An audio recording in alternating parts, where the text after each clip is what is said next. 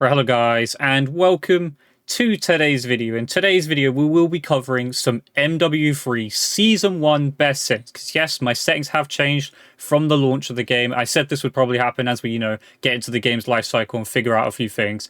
And not only that, I will be talking about my Elite Series 2 / Xbox Elite Series core controller settings. I will be covering that today and going over the controller as well, because I know some of you guys, it's coming up to Christmas, might be looking at getting a new Pro controller for Christmas, etc. So I will be covering those settings and things and talking about the good and bad of the controller and the settings I'm using, of course. But also, like I said, the MW3 Season 1 settings are in this video. There will be a timestamp down below because, first of all, as you can see, I will be covering the Xbox Elite Series 2 controller / Xbox Elite Series core controller settings first. But the MW3 settings, like I said, it will be in the description, and there'll be a timestamp for you guys to go to specific sections in the video. So let's get into it. Let's talk about the Xbox Elite Series 2 controller / Xbox Elite Series core controller settings. So as you guys know, I did have an Elite Series 2, or you may not know if you're new to the channel, I've had an Xbox Elite Series controller for quite a few years now. It did start with the Elite Series 2. I have broken 2 of them. They have ran out, both with RB malfunction, so I'll be honest with that. I am now onto my 3rd controller after about 6 or 7 years of using this controller. Great controller in my opinion. That's why I stand by it. I know it's a little bit, how would I put it? A little bit, it's not as stable as it should be, but I get a good 2 to 3 years out, and I game for quite a very long period of time. So I'll talk about that, but I'll also discuss more about that in today's video. So let's get into it. Let's start with the button mapping, okay? So as you can see here, everything's the same. Now, most people will be more interested in down here, which is the paddles, okay? If you are new to the controller, and it might be a scary thing, right? 4 paddles, it shows there. I am only using 1 paddle. You do not have to use 4 paddles. So as you see, all my buttons are the same. They don't change. They're A, B, A is A, B is B, etc., etc. The only paddle I have in, as you can see there, is the bottom right there, which shows a long paddle. I'm actually using the short paddle that comes with the Elite Series 2 controller on my Elite Series core controller. So I do have an Elite Series core controller now. It's the same thing as the Elite Series 2 controller. There's no difference whatsoever. It's the same controller. Only difference is you don't get accessories, you don't get paddles, you don't get a nice little carry case, all that sort of stuff. Which does not matter, if I'm honest. If you can find a cheap pair of paddles on eBay or something, or God knows, Google, Amazon, something like that, it'll be perfectly fine. You don't need to use Microsoft official paddles. So you could save a bit of money there. I'd personally go to the Elite Series core controller for that reason, because you can get cheaper paddles than Microsoft's own paddles. So yeah, I am only using, in the bottom right bit, the A button one, and that is a short paddle for me. That is all I have in. There are no other paddles. Where B is saying there's a paddle, where X is saying there's a paddle, where Y is saying there's a paddle, those are not actually in my controller. I do not have those paddles in whatsoever. I have 1 paddle, and that's all I need, because A for me is mapped to jumping, and that's all I have it for. I'll talk about those settings, of course, later on in the MW3 settings, but that is all I have. So that's kind of my take on that. If you're new to the controller, you don't have to use all 4 paddles. It does not matter. If you can use more than 1 paddle, absolutely do so. It makes it a lot more easy for you. But it's about being comfortable with the controller. And for me, 1 paddle on the right-hand side to jump is comfortable for me. It sits right on my middle finger. I could probably try and do the same on the left-hand side. I've tried it a few times. I seem to accidentally press the button all the time. So I've personally taken the decision to not have those paddles in. So yeah, that's all for the button mapping. Nothing too crazy. You can use 1 paddle. You can use 2 paddles. You can use 3 paddles. You can use 4 paddles, or you could even use no paddles at all. Because I think the secret sauce is into what we're going to talk about next, which is the left stick and the right stick setup. These are very, very important. Some of you guys obviously probably don't understand what these settings are. I'll be honest, for a very, very long time, I didn't, until I got to figure it out. I looked up a few bits of information and kind of obviously play testing and using things. So on the left-hand side, I've kept it on default. If you guys get this controller, you'll find that radio is the default. You don't need anything special here. It's just movement, right? You don't need to be precise with this. When you want to go left, you want to go left. You want to go right, you want to go right. You don't need anything special here. You don't need it to be sensitive. You don't need it to be absolutely precise. However, right stick, this is the secret sauce. Change this to true diagonals, and thank me later. This is a game changer. So it's hard to put into words. I don't have a controller cam, unfortunately. I wish I did. I might invest in that for another time that I do this video. But where I am moving this is exactly where my thumbstick is. Like, there is no, it's not trying to, get ahead and calculate for me. Where I am moving this thumbstick is exactly as precise as it can. Like, as every little movement, every slight little nudge, touch, you name it, it is going there. That is great for Call of Duty. You need that sort of precision for those long shots, short ranges, because if you want to go quick, you can go quick. If you want to move slightly to the left, you can do that.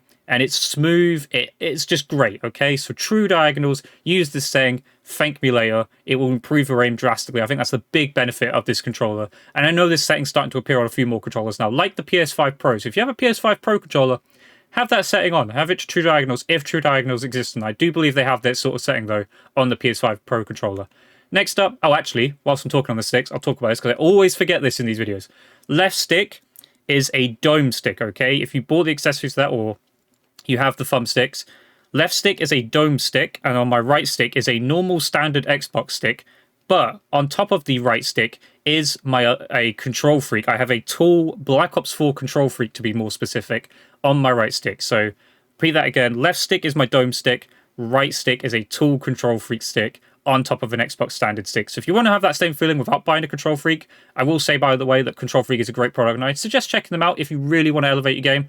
Control Freaks are great, and I am not sponsored in any way, shape, or form, because if I did, I'd give you a code. I'd hope to have that 10% off something. I don't have that, unfortunately, but maybe one day, right? But yeah, the right stick is basically a tool control stick. So if you have the tool stick along with like your Elite Series 2, of course, if you have the Elite Series Core and you've bought accessories, then you can do the same thing, I imagine. It's just a tool. It's basically a tool stick on the right side. The only reason I have a Control Freak instead of just using the tool stick, the Control Freak has a much bigger surface area, which makes it a lot easier for my thumb to sit on, because I have quite big thumbs. So yeah, it's all about being comfortable. That's all that I'm going to stress enough. Whatever you see from this video, whatever you take from this video, use my sayings. If they don't work for you, but they are a good base guide, I'd say. If they don't work for you, feel free to change it up. Don't feel restricted by what I say. Just make sure you're comfortable. That's the idea. Make sure you will game better and you will shoot better if you are comfortable on the sticks. And then the last thing, the left stick is on default for tightness, so it's as loose as possible.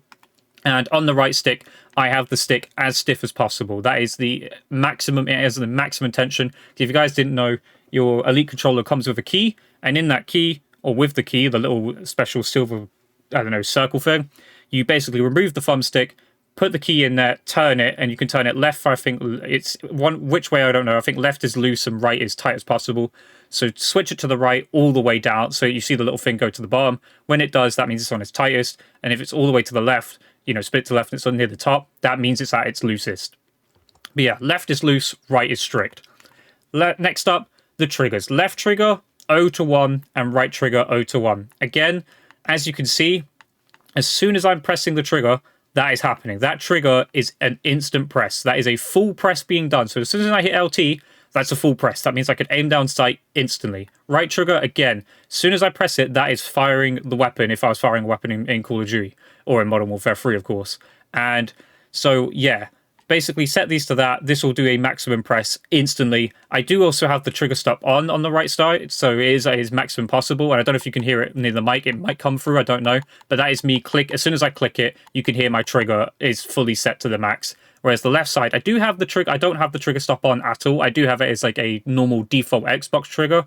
So obviously, I'm just more comfortable with that. I would probably want to have it full, like as a full trigger, but unfortunately, I don't get comfortable with it. So for me, the left trigger is left at a maximum, like I can push fully down on it, and on the right side is a full, like as soon as I press it, that is it. It can't go any further down. So yeah, set those to 0 and 1.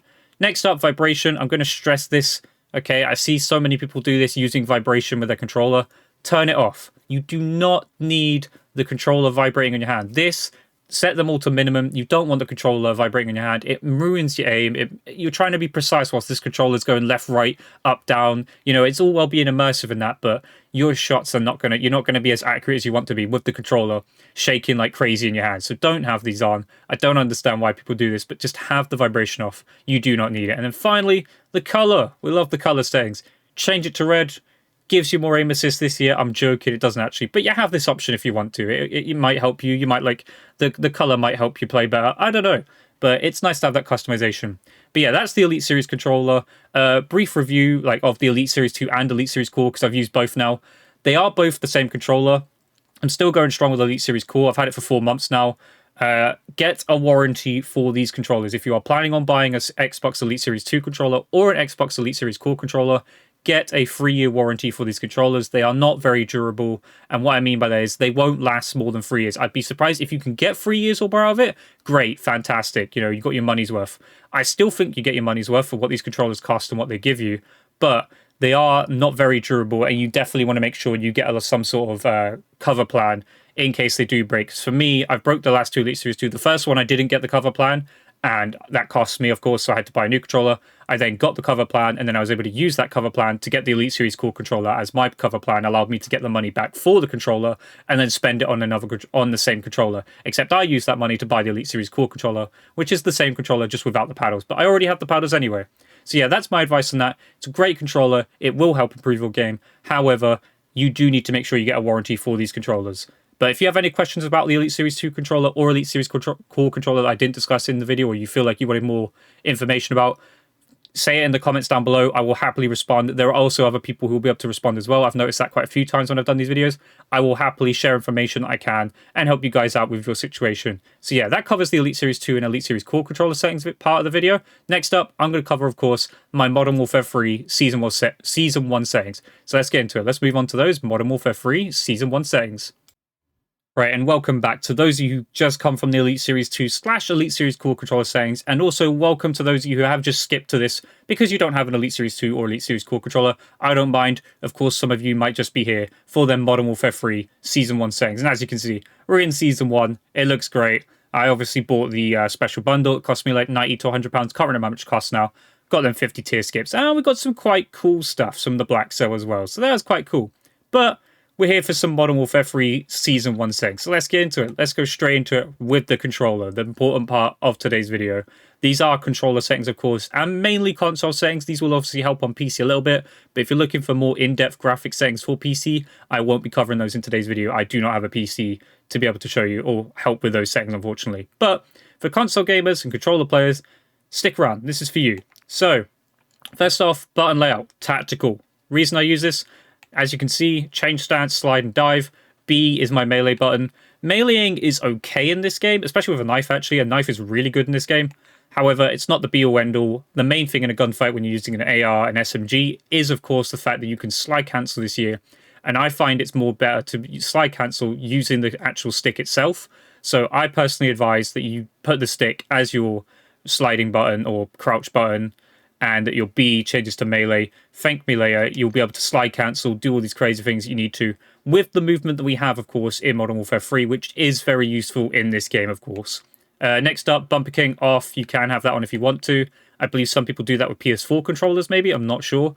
Controller vibration, have this off. I specified this in my Elite controller settings just now, but if you have it on your controller, if you play on PS4, PS5, etc., have controller vibration off. You do not need the controller shaking around your hand.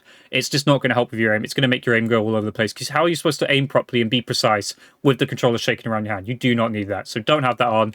Make sure it's completely off. Next up, dead zone inputs. This is useful. They actually have a settings thing for you for this.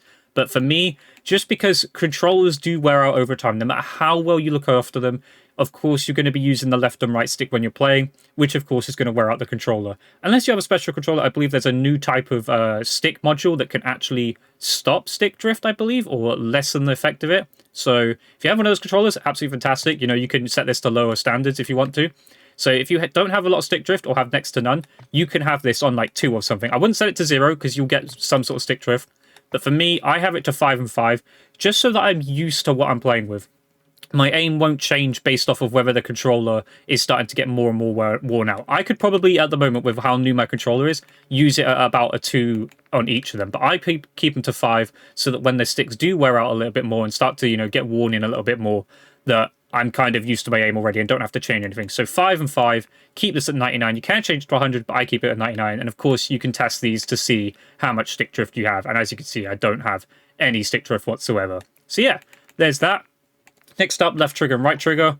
I have these to 0, 0. Why? So that as soon as you press the trigger, it will be considered to have a press. So the moment I press the left trigger will go off. The moment I press the right trigger, that trigger will go off. And this will help you, of course, aim down sight as soon as possible and help you to shoot as soon as possible as well. And especially if you're using a semi-auto weapon, you want to be hitting the trigger as quick as possible to fire that weapon as quick as possible you can. So yeah, that covers the dead zone inputs part. Let's get into the aiming part. This, for me, haven't messed around with this too much. I've seen this setting this year. Now, this is quite a useful setting that you can change the advanced part. I, however, have stuck to my guns. I've stuck to the same old Call of Duty feel. I've gone 5-5. I'll give you also, guys, some, like, how would I put it? ranges to go with, because obviously some people play different. Some of you might play slower than me. Some people might play faster than me. You might want to be, slide canceling more than I do. Everyone has a certain play style. Some people like to camp more. Some people like to rush more. Some people like to be a bit in the middle. So that kind of affects how your aim should be in certain gunfights, because you might be up close quarters more than I am. You might be firing at those longer ranges more than I am. Anywhere between 4 and 8, I think, is appropriate. Anything more or less is not good for you. Anything less than 4 is way too slow, and anything more than 8 is a bit too high. Obviously, those are people who snipe. Sniping's a little bit different. You obviously, of course, want it to be quite high. I still think 8 or 9 or even 10 is pretty good for sniping anyway, but there are some crazy people that I do know play on 20, and I believe 20 is in this game, which it is. Which, if you can, and you are comfortable, and you believe genuinely, wholeheartedly that you are hitting your shots, then play at 2020. It's absolutely great if you can play at a higher sensitivity as possible, and, still aim and be precise, then do so. But if you're just doing it for show and you're missing shots, start to look at playing on an actual normal sensitivity of like 5.5, okay? You don't need to play at 2020, you don't need to show off. If you're missing shots, you're not really going to show off anything, are you? So make sure, I personally go with 5.5, but again, anywhere between 4 and 8 will do. ADS sensitivity multiplier, I keep this on 1. You can also change this to like 0.7 or something and change these to like 9. That would be quite useful. That is a good thing to do. But again, I go 5.5 and 1. Sensitivity multiplier, these are all for just like other things, so don't really matter. This, leave it alone, do not touch that. Tactical stance, sensitivity multiplier. I don't tactical stance, to be honest. I don't think many of you will. I think the only people who are actually doing this are for the camo challenges. The actual usefulness of this isn't very useful, so I'll just leave this at 1. Doesn't really need to change. Aim response curve type. This is very important. If you've played Call of Duty for a while now, you probably know that dynamic is the way to go. Linear is okay, standard's okay. You can use all 3 of these. These are all actually very usable, but dynamic is by far and away the best. And this, again, don't change the curve slope. It doesn't need change. I don't know why that setting's there. It does not need to be there. Maybe it's something we could mess around with, maybe make your aim more precise, but I don't see the point in it, to be honest. Change this to dynamic. It's the best of both worlds. You get great aim and being able to be fast in those like close quarters where you need to be fast and agile with your aim, and then at the longer distances where you need to be more precise and need to have it a bit slowed down and stuff. This will do that too. It slows down your aim when you get to those further distances of aiming. So yeah, definitely have on dynamic. Best setting by a mile. Keep that to 1. Change that to instant so that your sensitivity is acting as soon as you're aiming in. Custom sensitivity zoom. This is quite useful if you want to mess around with this. It will help, especially with people who snipe and stuff. You can change this to be like 1.4, 1.2. That will help out massively. Target aim assist. I don't need to say this, do I? But if you are playing on a controller, turn this on. You are having a bad day if you are not having this on. So turn it on. This year, so default and Black Ops are the only 2 you should consider. Both usable, both very usable. Precision and focusing, forget about it. Do not use them. But default and Black Ops is the ones that you want to be going with, and I personally went with default this year. Black Ops is a little bit... It's strong in this game, but it's a little bit too strong for me with the settings I have, and you'll see why when I get to those settings later on. But default for me, perfect. It's nice, and it's quite sticky in this game, the aim. It's not too bad. It's not like MW3 where it was insane, but default is the way to go, I think, this year. Black Ops, I think, isn't just as good as it was last year, but Black Ops is still usable if you want to try and use Black Ops, of course. Next up, gameplay. We'll talk about automatic sprint. I do have this off. I don't like having automatic sprint on. I know this setting is very, very good. Most people will have this on, of course. This allows you to slide cancel. This is more personal preference here. If you're someone who slide cancels a lot, definitely have on automatic tactical sprint and stuff. However, for me, I have it on off. And if you're someone who doesn't want to be like, having to do your sprint and stuff for yourself, have automatic sprint on. Will be a lot more easier and stuff. But for me, I have it personally off. I can still slide cancel very well with this off. You don't have to have automatic tac sprint off to do that. But it is quite a useful setting. So definitely, if you can, you want to use automatic tac sprint, but I have it off. Sprint tactical behavior is toggle. Auto move forward is off. Sprint tactical sprint behavior, I have on single tap run. Either way, have it on single tap sprint or single tap run. Do not have it on double tap. This will help wear out your controller more. So if you're having to double tap, of course, the stick in, pressing the stick in twice to sprint will cause your controller to wear out more, and the thumbsticks will just wear out over time, and you'll get more and more stick drift. So definitely single tap to sprint or single tap to run is what you want to go with. Grounded mantle right. So when you're jump shotting, if you're one of those people who does jump shots like I do, definitely have your grounded mantle off, airborne mantle off, automatic ground mantle off, and then That will stop you from mantling during gunfights. This doesn't mean you won't be able to mantle. If you want to climb to high surfaces, you still will be able to. You just kind of have to confirm your press when you want to do that. Like, go up to the wall, press A, and then it will jump you up. But so that you're not accidentally mantling during gunfights, have all of these off. Slide dive behavior, I've got this to tap to slide. That's kind of the priority I've taken here. You can have slide only, so you can actually have it so that you can't even dive. You can have it that you can only dive, but you wouldn't want to not slide in this game. Slide cancelling is a great mechanic. If you don't know how to do it, you need to learn how to do it because it is very useful and will help you a lot of times in a lot of gunfights in getting the heads up on people. So definitely tap to slide or slide only are the two you should be going with. Definitely do not have it so that you can't slide. Plunging on the wall doesn't really matter. Sprinting door bash, I have this on so I can like sprint through the door, of course. Aim down sight behavior is hold. Change zoom activation. Again, none of these are crazy. Weapon mount activation. Weapon mounting is great for being accurate, but I don't do it too often, and I don't like accidentally doing it. So personally, I have it on ADS plus melee, or you can have it on double tap ADS. I wouldn't have it off. I feel like the option should still be there for you. So if you want to actually mount, just remember that you have to melee and ADS, or set it to double tap ADS. But I've had it on a few times. I've got it set to double tap ADS, but I have still accidentally mounted onto things. So bear in mind with that this year. It seems to be a bit more, I don't know, fiddly with that. Like, it seems to happen a lot more with the double tap ADS on. So I've got it set to ADS and melee, so I don't accidentally weapon mount. Weapon mount exit delay, so when you do weapon mount, you want it to instantly come off. Tactical stance activation. So I don't find tactical stance that useful, but I do still want it to be there as an option. So for me, I have it in ADS and the down button, because obviously when I go for the camo grind, which I haven't started too much yet, I have got some camos, but I haven't started the grind too much yet.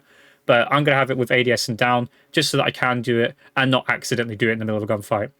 Tactical stance behavior on toggle, tap to reload, apply all for armor plates, which is useful, of course, for Warzone/Warzone 3 that we have now. D-pad, ADS stick swap, do not do that.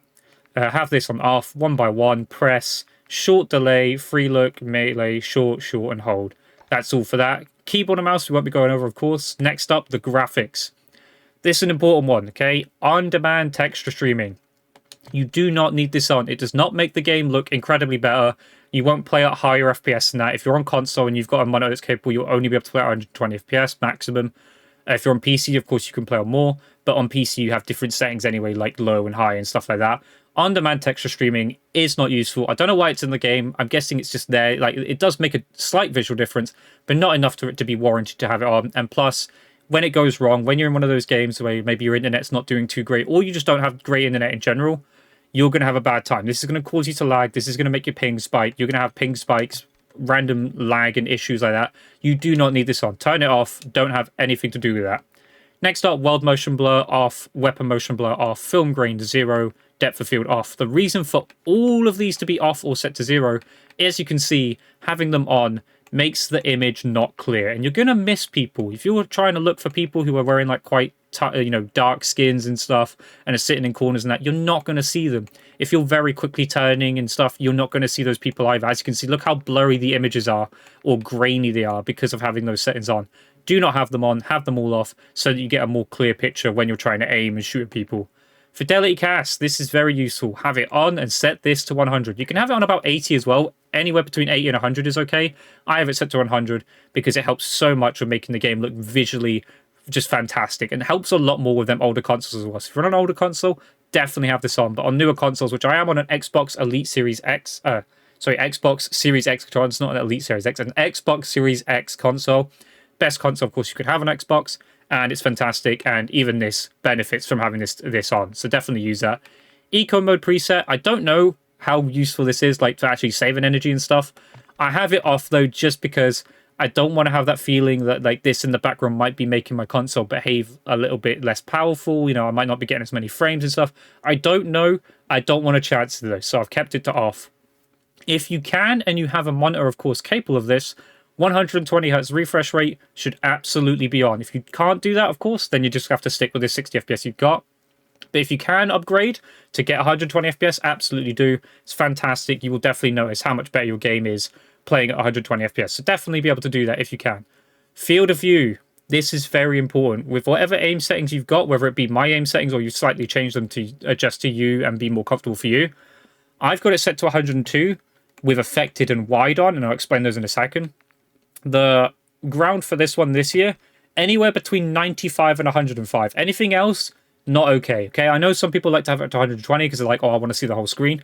This will affect your FPS. This will affect your aim, and I feel like when you have it 120, your aim isn't as like the aim assist doesn't kick in as much when you're at a higher field of view, especially over 105. That's when you notice your aim assist start to like basically just not activate, not turn on. So have it set to 102, in my opinion, is the best.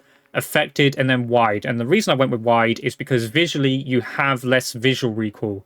You will notice this when you're firing your weapon. Change it between narrow and default. Definitely like check out like the difference. You will notice how much less visual recoil you get having the weapon field of view set to wide. So definitely do that. So yeah, the field of view though is massively important. Make sure you're getting this setting right because this massively affects your sensitivity and how it feels to you, as well as your aim assist. Third person field of view does not matter. These two matter a lot. This stops your camera from shaking more and more. I wish they could set this to 0, unfortunately not, so have these on least amount possible, which is 50%. Inverted flashbang, this is all personal preference. I like to have inverted flashbang on because I don't like getting flashbanged in real life, okay? The screen going white in a dark, dark room does, you know, kind of blind you a little bit, so I've got that one on. First person ADS transition, game perspective, brightness, I've got it on 47, that's as good for me. I can't really specify this for everyone because everyone's monitor is a little bit different. So I've got it set to 47 for me, but just make sure you can see, of course, the Call of Duty signs and that the screen doesn't look all distorted and like over, like how it is, like all washed out and that. Next up, safe area. This is actually really important. I think a lot of people look over this, but set this to as minimum as possible because what this will do is bring your minimap closer to the center of the screen. And the reason you want to do that is because you don't want to go from looking at the center of the screen and then boom, you're looking at the top left-hand corner. And when you're looking at that top left-hand corner, you're not looking at your gun and your aim and what you're looking at, you know, the actual like gameplay. You're just looking at the minimap. If you have it closer to the center where your gun is, you'll be able to look at the minimap whilst also being able to stay and look at the center of the screen and see if enemies are crossing your screen whilst you're looking at the minimap for those red dots, of course. So yeah, definitely have it like that. Next up, audio. I don't have any too crazy like sound settings. Everyone's running dead silence in this game anyway, so it doesn't matter too much, but these are my settings if you want to copy them down. I don't really have any amazing sound settings this year just because I'm not really sound whoring that much. It's not as prominent. It's not as amazing in this game. All of these, again, are on Modern Warfare. These don't matter too much, but this does here. Interface, none of this matters here, the default and that. This does, though, of course. Change this to square. Should be on square on default. If you haven't got on square, make sure it's on square. Minimap rotation on. Compass I don't actually have on. Crosshairs I do. I have it on, and center dot scale on as well. Hit marker visuals and that. Definitely have those on, of course. Player names, full names, so you can see players' names. I have the server latency and packet loss on so that I can see if I'm in a bad server. That's very helpful. And then I'll cover it here. I actually skipped over it and didn't talk about it yet because I wanted to cover it last. But here you want to go to color customization. You can change this if you want to. This isn't the part that matters too much. I've changed these a little bit just so that I can see what I want to see in certain colors. Squad member colors you can change as well. But this is what you want to change. This will help make your game look better, like graphically in the game. So filter 2, set it to both 100, 100. Your game will look more colorful, more vibrant, and you'll be able to spot players a lot more easily because of this. So yeah, that covers it. That is all my settings for MW3 Season 1. These are my MW3 best settings for Season 1, of course, along with my Elite Controller settings. If there's anything you guys have a question about from today's video and want to be discussed more in the comment section down below, like you have a question or you want to know more details about something that you think I didn't cover too well, let me know down below in the comment section. I will happily answer them for you. I normally do. You'll see from my previous videos I do. And if not, if I do manage to, you know, not see something, I do have other people in the community who do like to help out and discuss and talk, you know, with you guys about their experience with controllers and their settings. But I hope you find this video useful. I hope this helps you guys out in Season 1 of Modern Warfare 3, helps you guys to improve your aim, or just even like help you guys, you know, assure up on the settings that you already have and make sure that you're doing the right things. That's fine as well. But use this as a useful guide. Don't have to use my settings absolutely specifically, but I know a lot of people do enjoy my settings. So I hope you guys enjoyed today's video.